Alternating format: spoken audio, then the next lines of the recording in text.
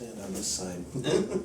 I get to light my face a little bit better this way, even though I don't really have a lot of lighting in here. Hi everyone, this is Kim, and this is a garden, and there's a garden over there, and there's a garden in the backyard too, even though it's kind of... Anyway, this is where I'm growing my main stuff, and you've seen this before, and I know it's over and over, but I want to talk about something that I just learned.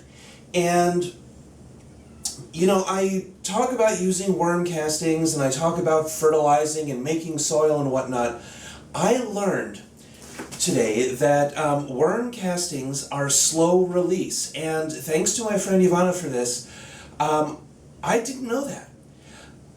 I've been using it as a component in my soil for a long time, and I've been using it to make worm tea, and the thing about it is I didn't realize that it was a slow release fertilizer when you do it this way. I posted on the one forum I'm on that talks about how, you know, we can make just about anything grow. In fact, the things, the motto of the forum is, grow, damn it, pardon me. But anyway, so I posted there saying, you know, I'm not sure about using worm castings as a strong enough fertilizer or as worm tea, and the response I got was that, well, do you realize that worm castings are a very slow release medium for, you know, being a fertilizer? And I've also found out in places that I forgot I should have looked that worm castings are good for your soil. They have bacteria and whatnot in them, but they're not a full NPK, you know, mega booster kind of a thing. So what we're doing here is we're watering with worm castings steeped in water to make worm tea, and it's not super strong, it's slow release, and it keeps the soil healthy. And apparently, my friend, she says you can never overwater with this, so I'm going to be watering with this today. And I wanted to show you a couple of different things. I moved the bean plant over here to the full sun area. These are yellowing down here. I don't know if you can see that very clearly on film, but I'll bring it up a little bit closer so you can see it in just a moment. And the other stuff's doing pretty good. I really don't have much to complain about. The San Marzano tomatoes got knocked over, so again I have to start from seed, but you know what, they're a very good grower. They grow really fast, they grow really healthy, so I'm not too worried. I will have San Marzano tomatoes by the end of the season. In the meantime, let me bring up the other stuff to show you in a little bit better light. So why don't you come on over here and we'll take a closer look. Come on. So here we are a little bit closer. Start off with the OSU blue tomatoes. I know the beans are bigger and I could probably start off with them, but let's not. We're going to start off with the OSU blue tomatoes today. You know, these are doing remarkably well. You can see they're still damp, and it's weird because we've had a heat wave here that has taken these, and yes, these are from the 20th, so it's been about a month. This is a month's worth of growth, and this is why I was wondering about my worm castings. Now, if you guys have any other input on this, I know that I could be doing some higher NPK stuff with this soil to be fertilizing it, but we'll have to see. The stalk is fine. I'm glad that the one thing I've always seen with my tomatoes is that the stalks have always been very sturdy, and I'm grateful for that because it means that I don't have leggy plants to start off with. These are the golden sunrise tomatoes, and they're doing all right. They've got a good stalk. It's starting to purple up down here, and it's getting a little more solid, so I'm happy about that.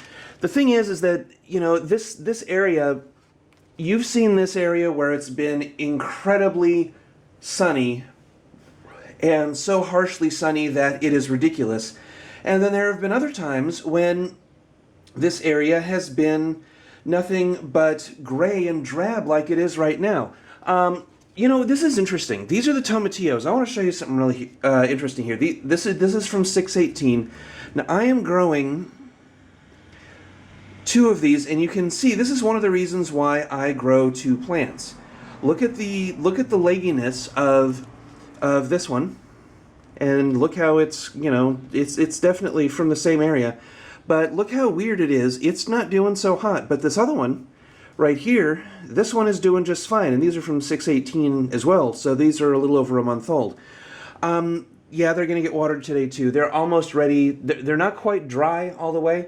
What I really wanted to show you, though, was this bean plant, and having moved it from under the grow light over to full sun. Now understand, the grow light is still out here on this porch. I'm either losing these leaves in favor of these leaves and these new growth.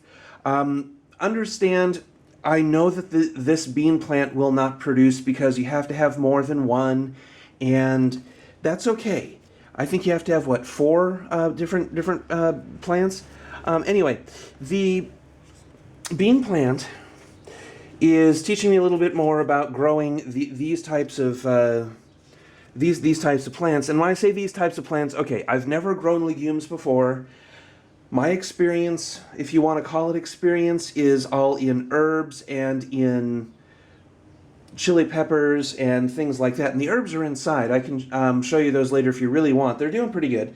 Oh, one other thing that's doing good, the garlic. Yeah, I love garlic, and I've been being really good about not eating the greens this time around because that killed my garlic last time.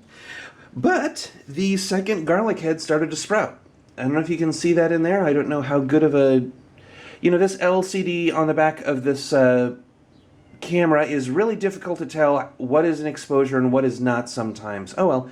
The second garlic head focus started to sprout, and I'm glad about that because that means I can finally have a couple of heads of garlic growing properly and see if I can actually get these into a planter that will allow me to grow them over and overwinter them so that they can be nice and big in the spring. Chili plants are used to seeing. Tomatillos, I think, are really, really cool because they're coming up really nicely, and they're green, they're verdant. That one stalk is really healthy. I'm really glad about it. But I wanted to show you this little area because you're used to seeing it in a lot of sun, and it looks like it's going to bake the plants, and it hasn't. It's actually done really, really, really well, as has the window in the kitchen, which gets reflected sunlight, whereas this gets the direct sunlight from outside. So anyway, a really short video, but just a little bit of an update, and talking about worm castings and watering. And if you have any feedback, let me know. I would love to hear more about the benefits and the downsides of using worm castings and worm tea, different types of organic fertilizers, if you have any input on that. And otherwise, I will have to see you next time, so let's go ahead and back out again and take a look at just the area in general, just to show you the garden area on the patio, and then we'll go ahead and head out for the day, okay? This is a big, big, big patio, and well, it's not really a patio, it's the front porch. It's an enclosed porch, and it's not huge in the sense of it's, you know, really, really deep, but it's a wide porch. It's the entire width of the house, which I think is really, really cool because I get all of this area, and I get full sun over where you were looking at earlier. I get shaded light over here underneath the tree and the awning, and then this is facing east, which gives me nice diffused light, and that's the other reason why the grow light is over here, because it'll supplement for the natural light that comes in the window. So I do really, really well, and the plants that are over here are doing really, really well. I'll show them to you next time. This isn't the time for it today, but there's a lot of room out here, and once we finally get this cleaned up, and I've been working on it bit by bit by bit, once this is finally cleaned up, the area out here will be nice to sit in, watch the plants, and have the plants do what plants do, and grow and be healthy. So until next time, this is Kim. This whole area is actually a garden, so I will see you next time. Bye-bye. Okay.